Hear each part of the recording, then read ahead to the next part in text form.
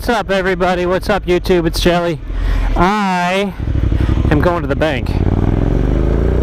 When we moved here to our current house, we never switched banks, and our bank is like 40 miles away or something like that. So if I didn't have my bike, I think it would be annoying. But we never hardly have to go to the bank anyway. Everything's done online, but it's kind of ridiculous how far it is, but we just never got around to switching banks. So, which brings me to my first point. Things are a lot easier when you have a bike as far as these kind of like long rides. I find myself taking the long way wherever I go, which is part of the fun of having a bike, you know, is going out and riding it. So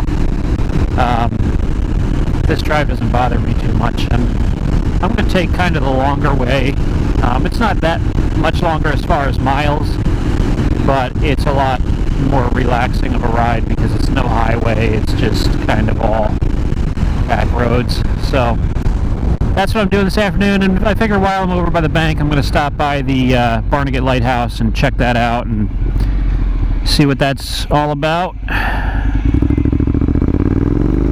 And so that's what I'm doing today. So I'm just going to let the camera roll so you can see what a ridiculous drive this is. Fall is in the air, finally, and it's about 70 degrees and overcast. I don't want to get caught in any rainstorms or anything, but I got the TomTom Rider GPS, and in case I get lost out there. But it's a good little GPS, you know. It's made for bikes, and it mounts, you know, comes with all the mounting hardware, and I have it tied into the electrical system, so it doesn't need to be charged. It just charges on the bike, and pops off real easy. And it's got a neat little feature called winding road. And so if I go out into the woods and I'm driving for a while, and I want to go home kind of the windiest way I can, you just hit winding route, and it'll find basically the roads that have a lot of twists and turns. And I can imagine if you were up in the mountains or whatever, it would be a lot better than here in South Jersey. But basically it'll find the scenic route. It won't put you on any major roads. It kind of keeps you all in the background, or on the back roads, so it's more fun that way. So yeah, it's a neat little GPS, free updates for life and all that good stuff. So pretty cool. So yeah, I'm excited about the fall and the cooler weather, so it makes a ride like this more enjoyable because I don't have to be opening my visor at every stop, and just kind of enjoy the ride instead of sweating my cojones off. I'm kind of torn between whether I should put the bike away for the winter or not. I know when it starts getting colder, it's not really as enjoyable, but I don't know if I want to go the entire winter without riding, you know. Also, what about winter maintenance? Should I change the oil beforehand, or, you know, before next season? What I'm planning on doing is just getting a full tank of gas and putting in some fuel stabilizer, hooking the battery up to a battery tender, and that's that. So that's the plan anyway. I don't know. Do you guys ride in the wintertime? I don't know. This will be my first like full winter where you know, I have a motorcycle. So those of you with more experience, feel free to chime in. When I went to the MSF course and I bought the motorcycle, it was in March, and it was super cold. I have good winter gear. That's not the factor. It's just, what's the point, really? You know, I think fall's going to be nice with the changing colors, and I can go out into the woods and have a nice scenic ride, or maybe go up into the mountains, northwest New Jersey, and I haven't really decided yet what I'm going to do with all that, but yeah, I don't know what to do. But check out this ride just to go to the bank. I'll talk to you in a couple minutes.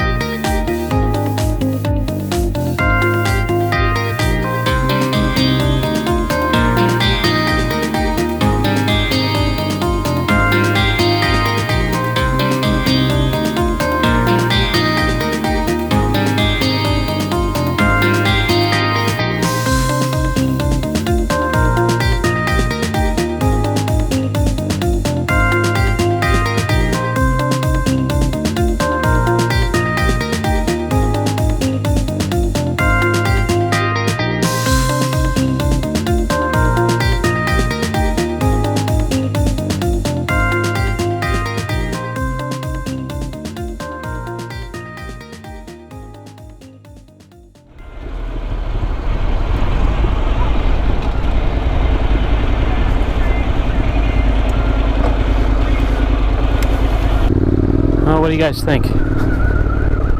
Too long to go to the bank? It was over an hour.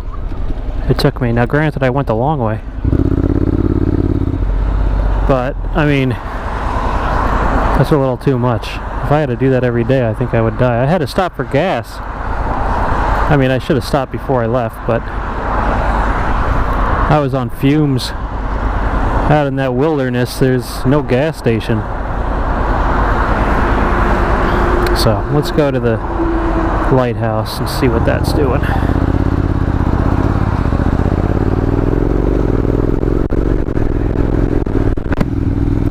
See what's going on over there. This is the, we're going to the Barnegat Lighthouse, which was built, the original one was built in the 1830s. And, I mean, that's incredible. That you could build a lighthouse way back then. With the limited tools. I don't like being in this lane. And that one eventually was destroyed. They built it about 900 feet away from the ocean, and but the seas were so encroaching, were coming up on it that within 10 years it was only 450 feet from the ocean, and the ocean kept coming in and coming in and coming in, and it finally toppled over in the surf and is now submerged. It's still there, it's just underwater. So they built this new one and built 3 jetties to kind of keep the sea back, which is pretty incredible. And so they built the new one in the 1860s, 1866 I believe, and then 1867 it was finished and it opened.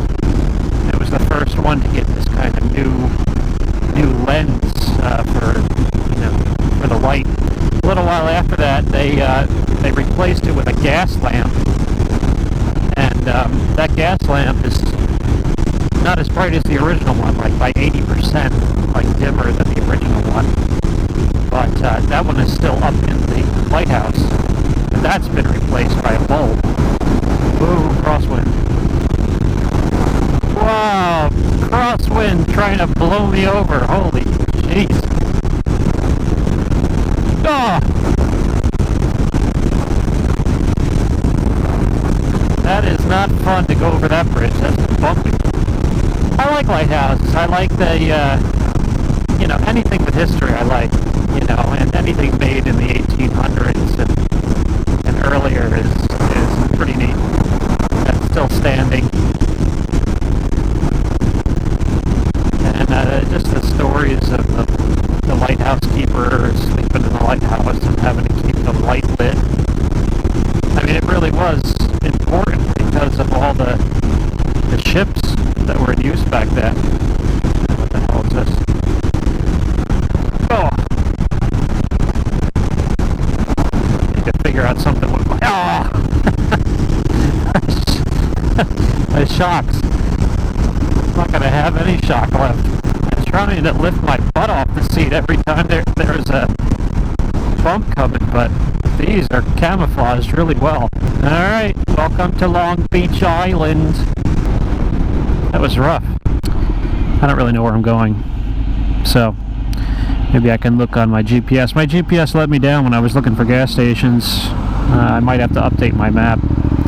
I mean, it told me gas stations were there and they were long closed, like abandoned. Central Avenue, Long Beach Boulevard South, keep right. We don't want that. I think the lighthouse is to the left. I think anywhere I can make a left down by the water and I should be okay. Central Avenue. And there's the beach right there, so we're going to make a left. Long Beach Boulevard, okay. Looks good to me. What do you think? Man, I haven't rode that long with my gas light blinking. Whoa, no, I don't want that. I want to go kinda... Oh, I shouldn't be in this lane. Hopefully I can get ahead of this truck. If this douche in front of me actually steps on it. Look at that light bouncing. You can see how windy it is. It wasn't this windy at home. Do it. That works for me.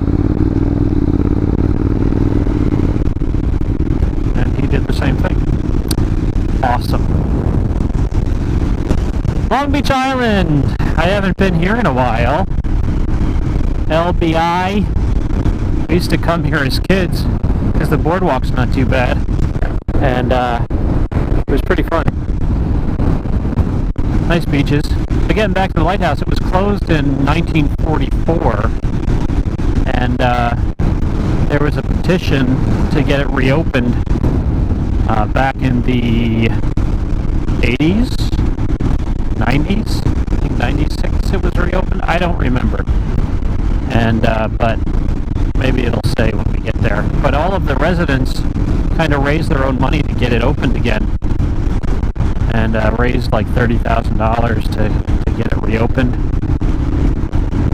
And the original cost, now think about this with the cost, back in the 1860s, it cost $40,000 to make.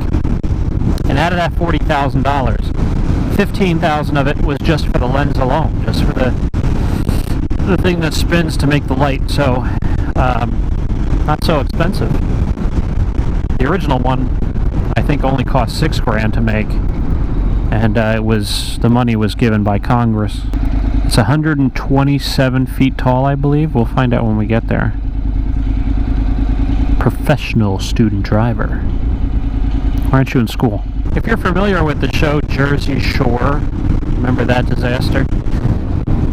That's not too far to the north of here. Maybe one day I'll take a ride. I've been watching episodes of that for whatever reason recently, and maybe I'll take a ride up there at some point before the winter and see the house and see the t-shirt shop and the clubs and the boardwalk. I haven't been up there since Hurricane Sandy, so I know most of the boardwalk was destroyed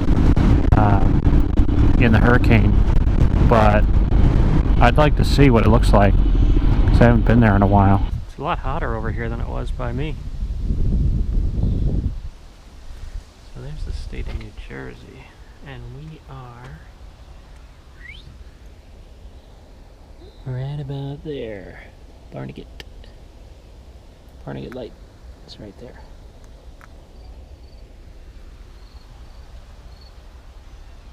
Massacre at Long Beach.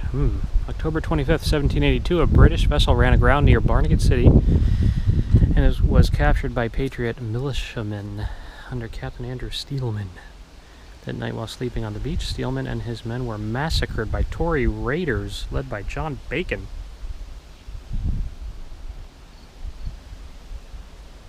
How dare he disgrace the Bacon name. As with everything else I do, feel free to pause it and you can read more.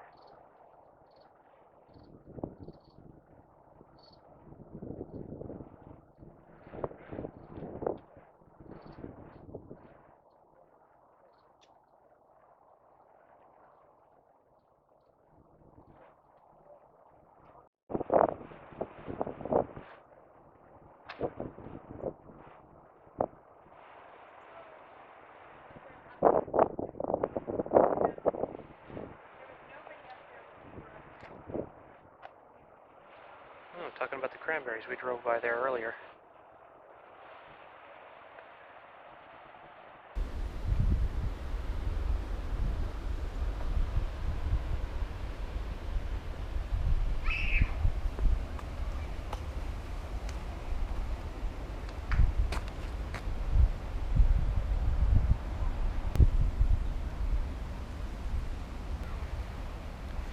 I don't have the proper shoes for this, but let's go just take a walk.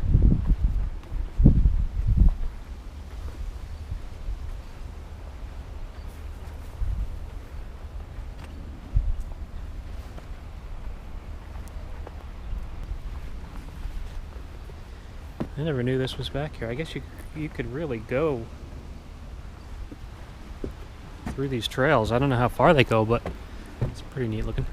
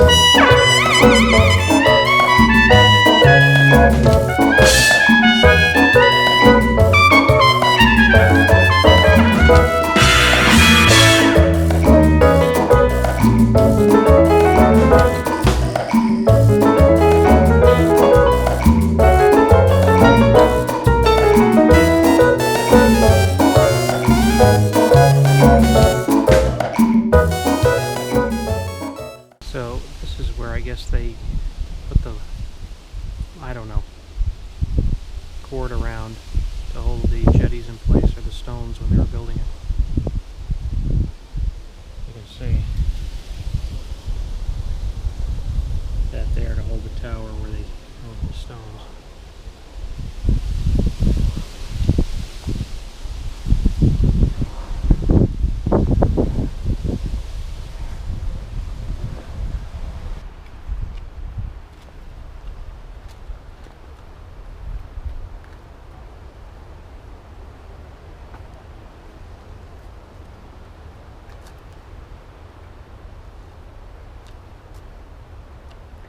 It's 127 feet high. It's actually a tower within a tower with stairs going up the middle spiral staircase.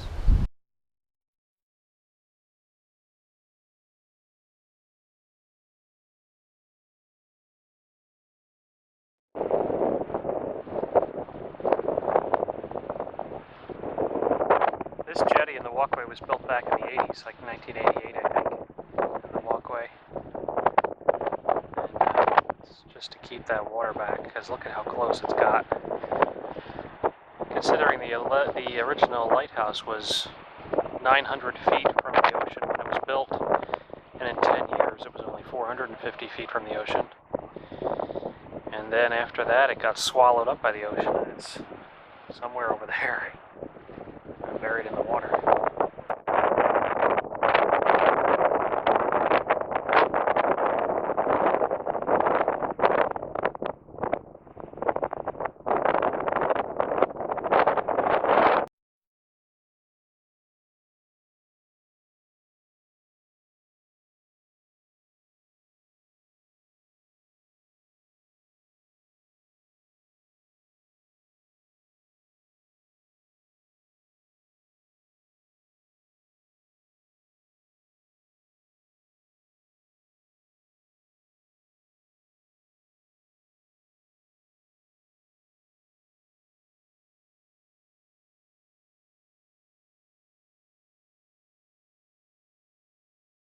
Well guys, that's going to conclude today's motovlog. If you liked it, please like, comment, and subscribe if you're not already subscribed.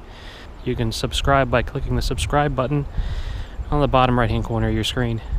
As always, I really appreciate you guys watching, and I'll see you next time. Bye.